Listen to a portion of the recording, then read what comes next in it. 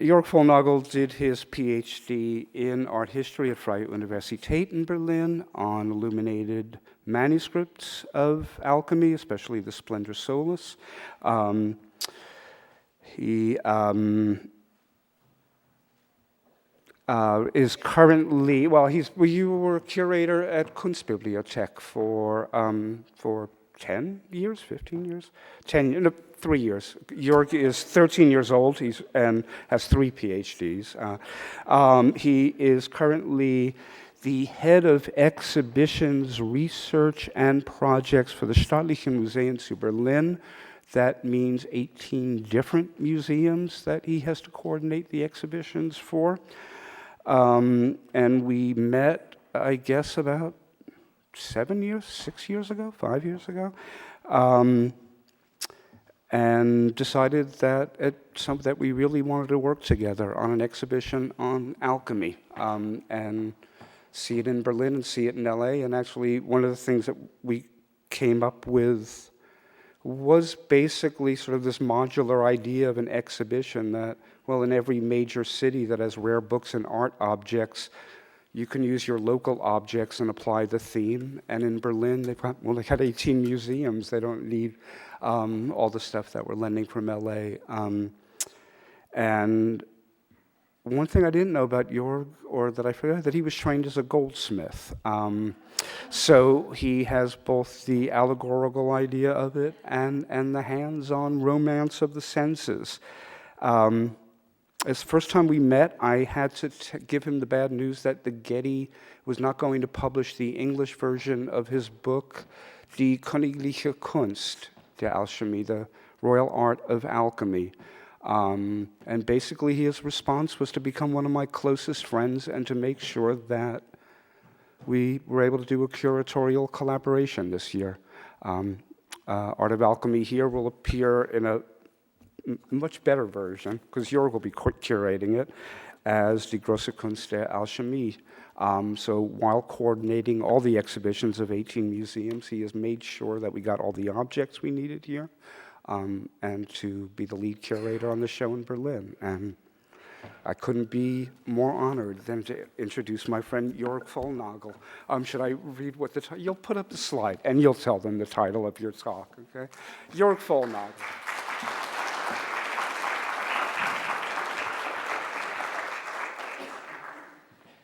Thanks so much, David, for this kind and generous introduction. And indeed, the last couple of years working on this project together were enormous. It was fun, and we really became close friends doing this. And I'm glad and feeling honored to be here today and talk to you. And even if there's a lot to do in Berlin, because it's less than 3 months until the opening in Berlin, I start feeling sad for, thinking on the fact that one day this project will be finished, and we will close the exhibition in Berlin and close this chapter. But thanks for everything.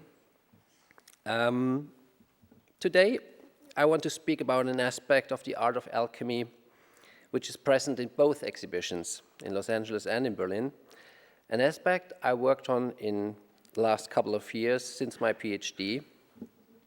My paper is entitled Macrocosm in Miniatures, the Fabulous Imagery of Alchemy, and draws on the observation that alchemy's fabulous stories are narrated even more impressively in images than in words.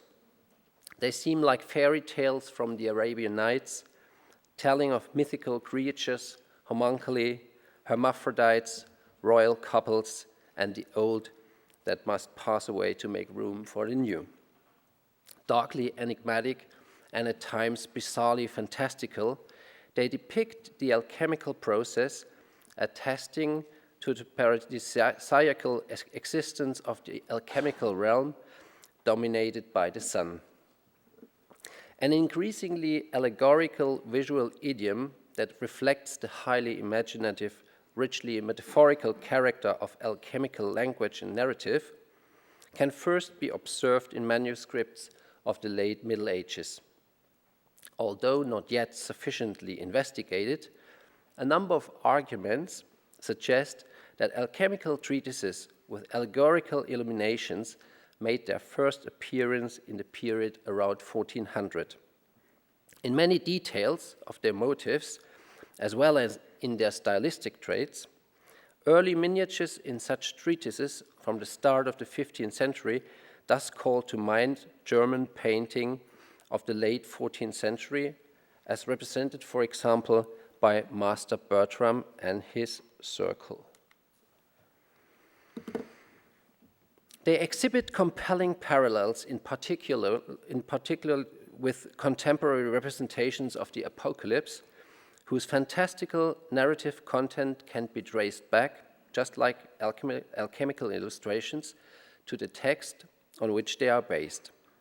For artists tasked with creating this new alchemical imagery, it seems only natural that they should look for inspiration to representations of revelation, which are related to those of alchemy in their allegorical and imaginary visual language.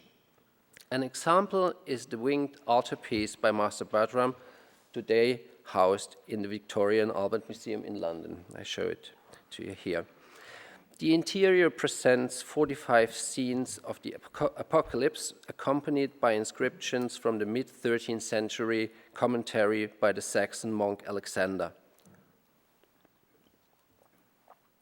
In the inventiveness of its details, as well as in its overall character, the altarpiece seems an example for a suitable source of inspiration for alchemical imagery, both in terms of content and iconography. This can be demonstrated in the example of the following motifs: animated suns and moons, just like black suns and red moons, frequently appear in alchemical treatises as well as in representations of the Apocalypse. There is a striking kinship, too, between many of the fantastical creatures found in illustrations of alchemy and in scenes from Revelation, such as bird people, the mighty angel of Revelation, robed in a cloud with a sun head and wings of peacock feathers, or the woman clothed in the sun, whose belly is shown as a spherical animated sun.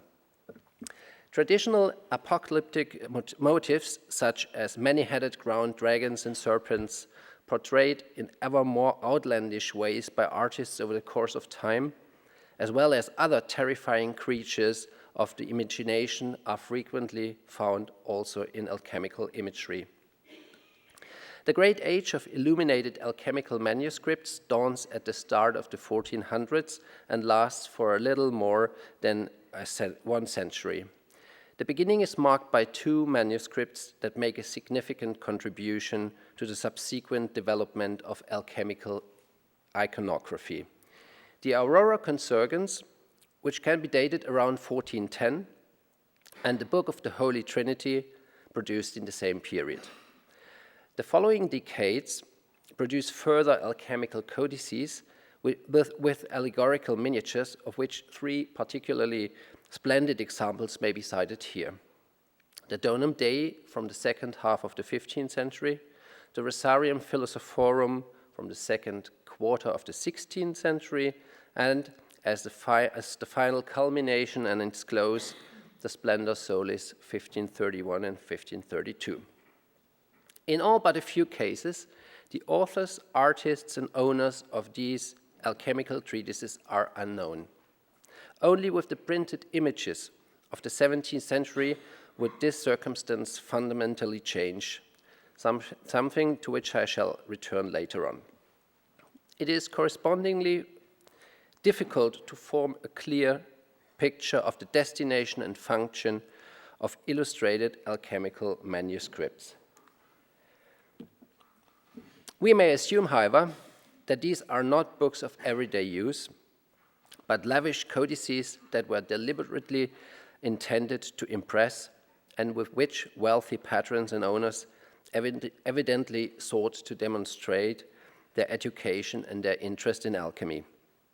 On no account, however, should these manuscripts be understood as practical manuals for use in the laboratory, 17th century genre scenes in which a whitey illustrated treatise is propped open on a lectern while the adept experiments with the transmutation of the metals can be firmly consigned to the realm of artistic fantasy.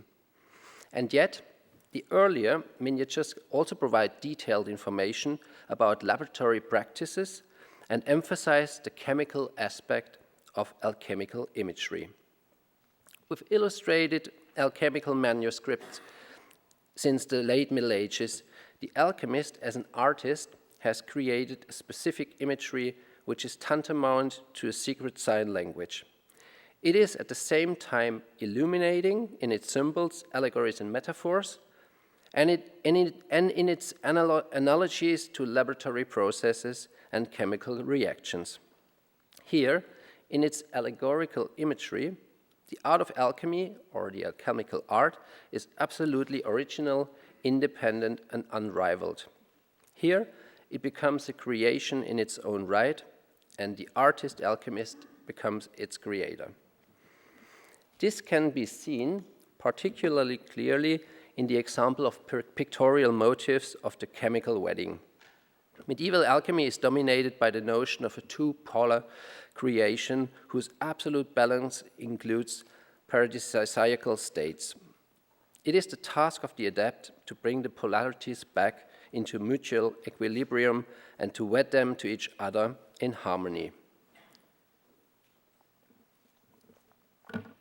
Underlying this is the so-called mercury-sulfur theory. Gabriele explained it in a very impressive way to us a couple of minutes ago. According to this theory, mixing the two substances in the correct proportions sets off a chemical process that, if managed correctly, ultimately produces the tincture or the philosopher's stone. For this process, figuratively speaking, the bubbling battle of the two arcane substances, mercury and sulfur, in a retort, alchemy found powerful images, such as the medieval joust between Sol and Luna and the wedding and sexual union of the royal couple. This can be illustrated in exemplary fashion on the basis of the illuminated manuscripts mentioned above. Here, in the Splendor Solis, polarities inform the representation of the royal couple, here portrayed by the painter as pairs of opposites, wife and husband, queen and king, water and fire, heaven and earth, as well as Luna and Sol. At the start of the treatise Donum Dei, the king and queen are shown standing on either side of a large vas hermeticum. They represent the polarities of sun and moon, as well as sulfur and mercury. On the right, the dissolving or penetration of matter is represented very explicitly as a copulation of the royal couple. The Rosarium Philosophorum refers to these images and devotes in the same way an entire series of illustrations to Sol and Luna and their process of unification. In other words, the mixing in the correct proportions of the two arcane substances. In the Aurora Consurgens, the opponents Sol and Luna, respectively mounted on a lion and a griffin, ride towards each other with lances lowered, each in the intention of unseating the other, but ultimately in order to arrive at perfect equilibrium. The result of the fusion of the royal couple, their product, so to speak, is the hermaphrodite, who harmoniously unites all polarities and above all the male and the female, the sulfurous and the mercurial. This hybrid figure has firmly established itself in the visual repertoire of alchemy and indeed is one of its best known images. In Greek mythology, according to Ovid, Hermes and Aphrodite produced a son called Hermaphroditus. Pursued by the nymph Salmacis, his body becomes, against his will, fused with hers, forming a being of dual gender that is named after its male aspect, that is, hermaphrodite. The Aurora Consurgens shows the hermaphrodite as three-legged conjoined twins with separate upper bodies, supported by a large eagle. The latter's function is literally to hold together the androgynous being made up of Sol and Luna, and in this way to unite the opposites. The female half holds a bat as a nocturnal creature of the air, and the male half a hare as a terrestrial animal active during the day. Uniquely in the imagery of alchemy, the pictorial program of the Book of the Holy Trinity features two hermaphrodites of an opposite nature. Here we see the alchemical or mercurial hermaphrodite, who stands for the selfless inner alchemy of the purification of the soul. It symbolizes the great work that results from the harmonious balance of the opposites, something also indicated by the sun and moon trees, which are mutually connected by the hermaphrodite.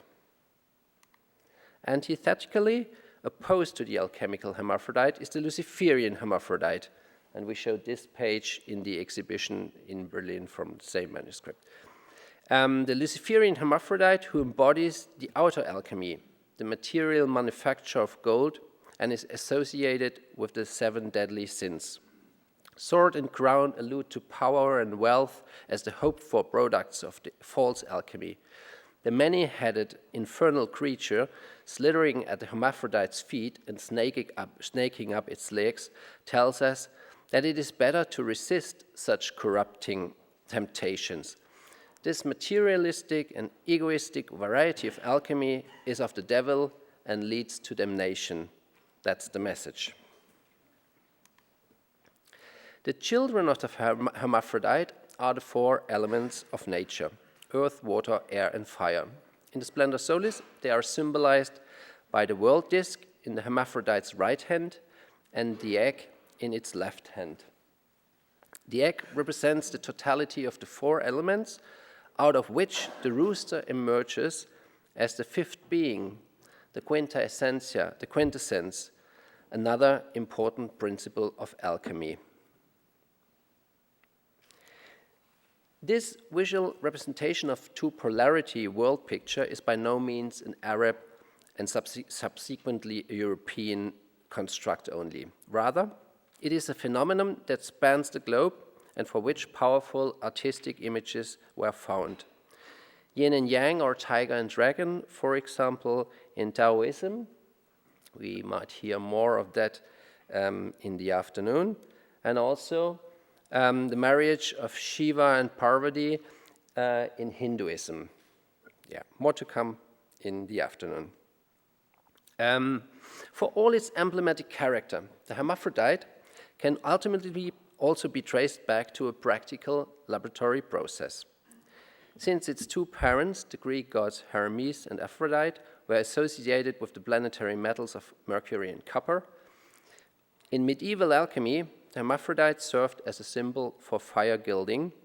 In this technique, practiced since antiquity, an amalgam of gold, that is, gold that has been melted in mercury, is spread on top of the metal object to be gilded. This spreading of the amalgam is carried out over the fire. The heat causes the gold to bond with the metal substrate, in most cases copper or bronze, while the mercury evaporates. The hermaphrodite is thus an example, metaphorically and practical in equal measure, an example of the character of alchemical imagery and of the endeavor to hand it down as an imaging technique of the metallurgical, chemical, and pharmaceutical practices of the Middle Ages and early modern era. The Homunculus, a third example of the powerful visual allegories of alchemy, is the natural progression from the chemical wedding. It is the artificial life created in the phial by the alchemist with his substances and his equipment. The alchemist of the early modern era is no longer content to be a mere recreator who imitates to the best of his abilities the divine work of nature, God's magnum opus. He now wants to make his own world and his own beings. He assumes the role of creator of a small god. The alchemical artificial life incubated in the vas hermeticum and presented to us in the symbols of medieval manuscripts and printed editions of hermetic texts, soon evolves into the dangerous scientific activities of a Dr. Faustus or a Dr. Frankenstein. What is still a hybrid artistic world in the huge Ripley scroll, a 6-meter-long alchemical creation allegory, in text and illustrations, what is still a hybrid artistic world becomes, in the hands of Johann Wolfgang von Goethe and Mary Shelley, the terrifying vision of an artificially created being that has got out of laboratory control. The development of alchemical allegories and symbols is by no means confined to the great age of illuminated manuscripts. On the contrary, alchemical book illustrations of the 17th century display the same ability, namely to treat the complex subject of hermetic and practical alchemy in figurative symbols as lucid as they are profound. In the manuscript era, I lost the line. In the manuscript era, the design and execution of alchemical miniatures was laborious and costly, in other words, exclusive. Even purely utilitarian manuscripts represented a not inconsiderable amount of effort and expense, even if such books rarely included illustrations. Being an alchemist was a teaching profession, practical expertise was transmitted orally, and alchemical speculation, as it is called, remained the affair of just a small circle of philosophers. This situation would change, however, with the invention of printing and with illustrated printed books. The allegorical alchemical imagery that had developed in the great age of illuminated alchemical manuscripts, that had indeed distilled itself out as a pictorial expression of alchemical speculation, was now able to enjoy not only a broader reach in terms of its recipients, but also a wider transmission through its tradents. The illustrated printed book now also made it possible for an artist to create an alchemical image of the highest artistic quality for a large public. These alchemical illustrations reached their pinnacle in the first quarter of the 17th century in masterly works such as the Amphitheater of Eternal Wisdom, after designs by the author Heinrich Kunrath, it's on the left, or in the middle and on the right, the Atalanta Fugiens and the Museum Hermeticum with the famous engravings by Matthias Merian the Elder. But a later series from the 17th century and early 18th century also pursued the same aim, whether in the 13 grandiose plates of Baron Condos van Helpen's Escalier des Sages, a sort of alchemical history of creation in pictures, or in Johann Conrad Barthusen's Elementa Chemia, where the illustrator attempts nothing less than a definite representation of the alchemical process in 19 plates and 78 elements. The high and in places outstanding artistic quality of the plates produced for such textbooks gave rise to a new trend in the sphere of alchemy publishing. The picture lost its previously subservient illustrating role and assumed kind of superiority over the text. The servant became the master. Plates created for a specific book might thus be reused, for example, by the publisher in another publication. In the case of illustrations of a very high quality, publishers even went so far as to commission new text simply as a vehicle for selected artworks. A famous example of just such a book, a kind of greatest hits of alchemical images on the basis of its pictures, is Daniel Stolzius von Stolzenberg's Viridarium Chemicum. The message of this practice is loud and clear. An alchemy book's appeal, and hence its commercial success in this time, is determined by its illustrations. From here, it is but a short step to the radical decision by the publisher of the Mutus Liber to renounce all text entirely and place the image center stage. The Mutus Liber, or Mute book, published in 1677 in La Rochelle, France, is a celebrated alchemical treatise, whereby this book is by no means mute. It tells its tale of alchemical transformation in an eloquent manner, not in lengthy explanations, but exclusively in 15 large and impressive woodcuts. The cycle centers on the collection of the celestial or hermetic dew, and more precisely on the isolation of its extremely volatile salt and the latter's catalytic effect in the alchemical process of transformation. Like a comic strip, the pictures in the Mutus Liber are presented side by side in a row and in rows. Although this suggests a logically unfolding narrative, it does not necessarily seem to be the intention, or certainly not the whole way through. Instead, we are looking at a cycle of pictures that are mutually linked by numerous cross-references. The plates in the Mutus Liber are designed to be meditated upon. They invite us to sink into a contemplation of their archetypal images, undistracted by text.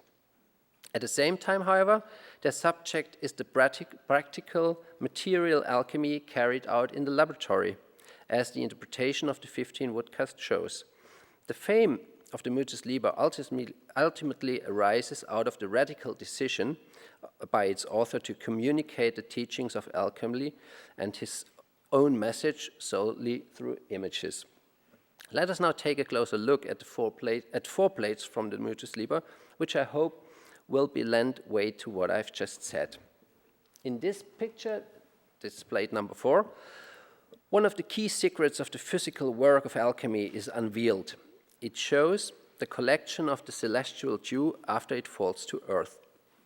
The dew, which is constituted or transformed by cosmic influences, is harvested by means of sheets spanned between stakes. The ram and the bull stand not only for the philosophical polarities of Mercury and sulfur, but also in the zodiac for the months of April and May, during which the hermetic dew, also called the green lion, contains a particularly high level of salt and hence is particularly effective.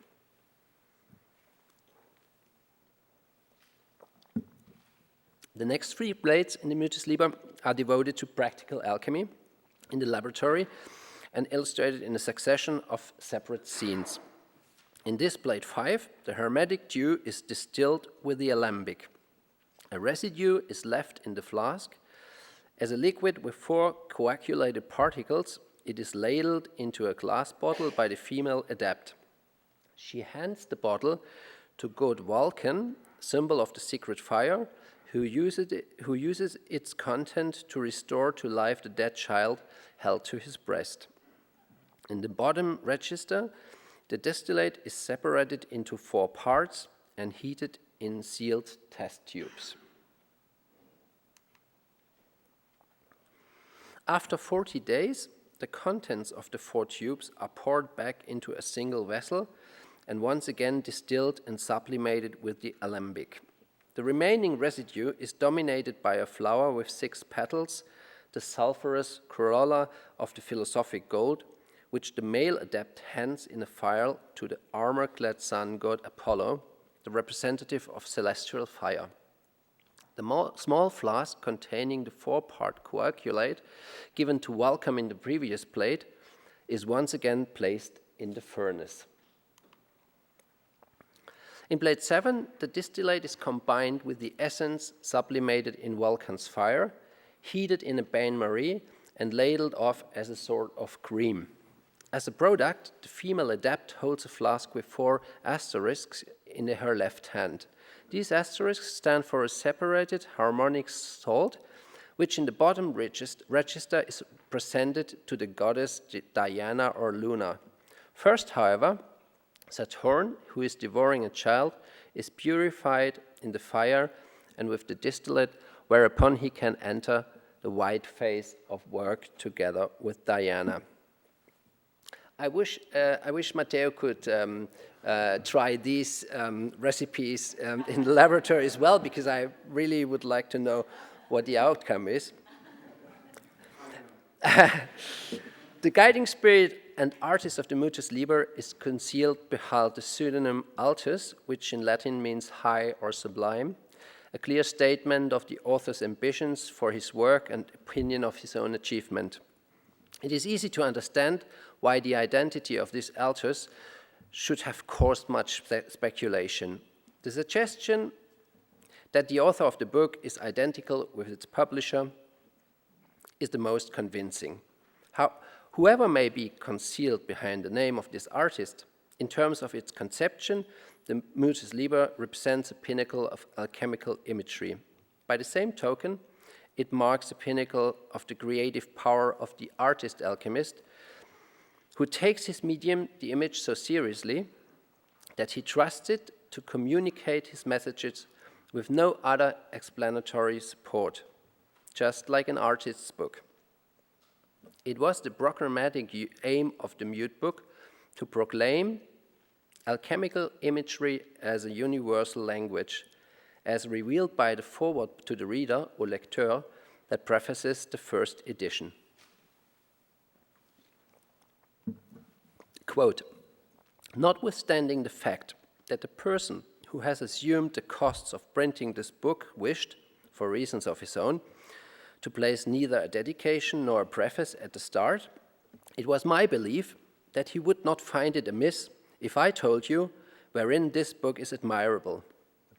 Even though it is titled Mute Book, all the nations of the world, the Hebrews, the Greeks, the Latins, the French, the Italians, the Spanish, the Germans, etc., can nevertheless read it and understand it.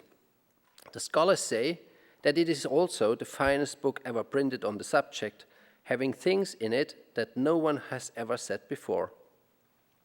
It is first necessary to be a veritable child of the art in order to understand it. This, dear reader, is what I thought I should tell you. End of quote. I come to my conclusion.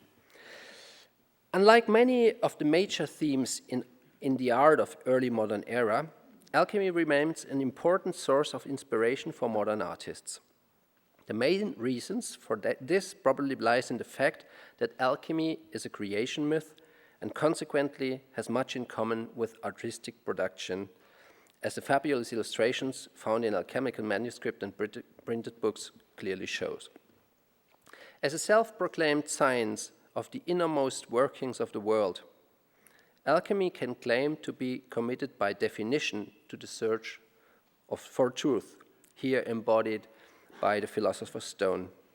Alchemical imagery correspondingly takes up the search for the true image of the philosopher's stone, for the stone's archetype, so to speak, the sight of which will redeem alchemy's promise of salvation. And what could do better justice to this enormous task than the artistic imagination with its unlimited means of creating an artificial, entirely new world? To inscribe yourself on the world with your own brush stroke, to change and improve the world with your palette. These are the immodest pretensions associated with the creative shaping will of the artist. Should we therefore be surprised that the great art of alchemy has become a sort of favorite domain of many modern artists? A great art that assumed increasing interest for the art of the 20th and 21st century with its themes of purification and transformation, its focus upon processuality and materiality, its materials and substances, and its affinity and intersection with a number of scientific fields. Occupying a special position in the art of alchemy are the gold projections by US artist Joe Ramirez, a prologue to our exhibition Alchemy the Great Art in Berlin, and quite literally its brilliant centerpiece. Allow me to end my paper with a glimpse into Joe's art.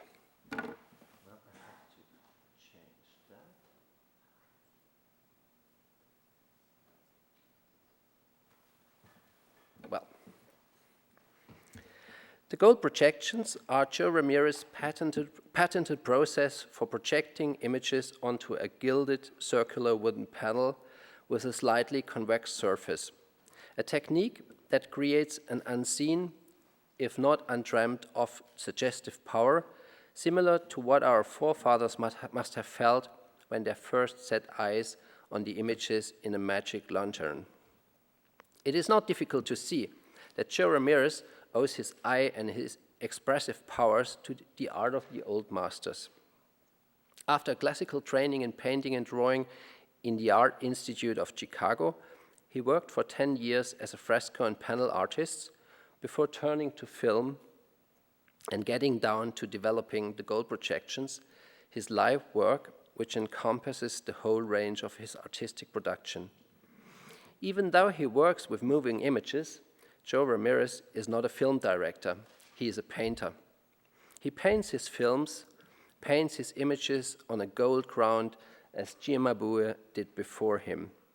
The gold projections lend materiality and spatial depth, an almost sculptural quality to moving images. As with James Turrell, they generate a spectacular, physically tangible, almost graspable light.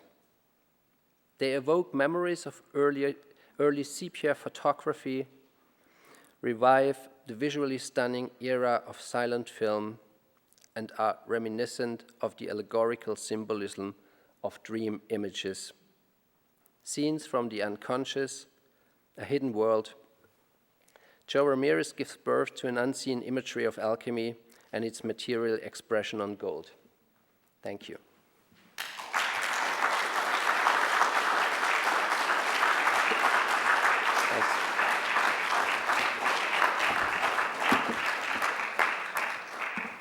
Can you stand up long enough for a couple of questions? Yes, right over there.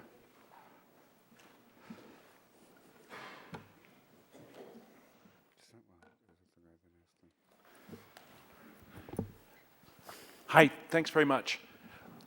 I'm very curious, actually.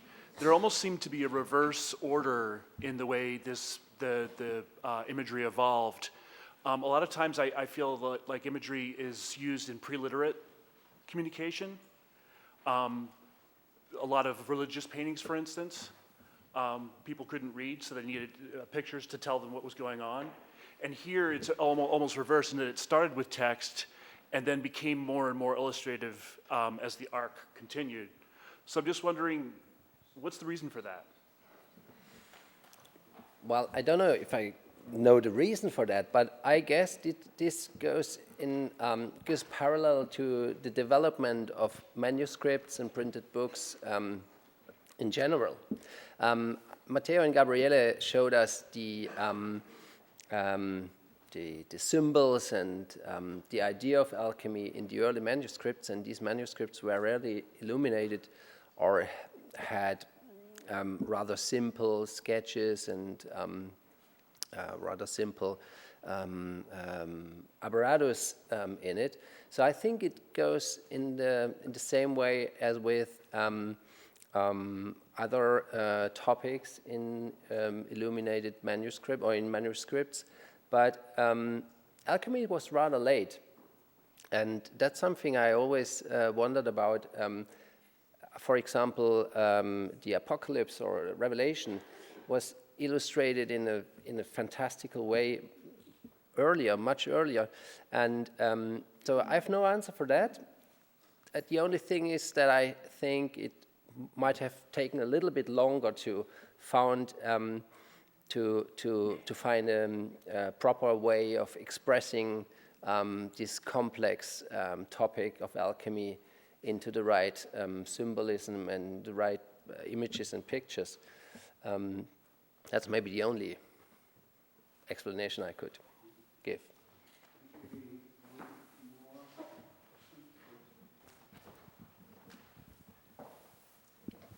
Thank you very much.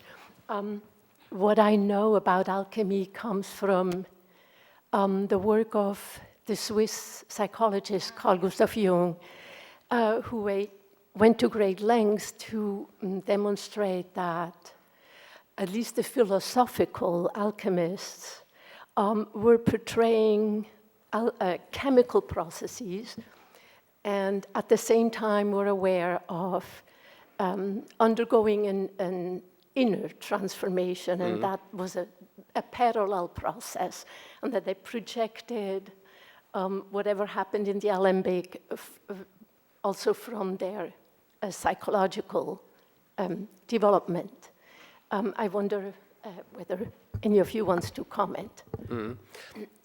Well, that's true, and I guess Matteo and Gabriele could say more to this aspect than me, because I think from the very beginning the aspect of inner and outer alchemy is laid down, and so Jung took this and he especially used the manuscript of Zosimus, I guess, to lay out this inner and outer alchemy. And we might hear this afternoon about Chinese and Indian alchemy. That is always the parallelity of these both aims and goals.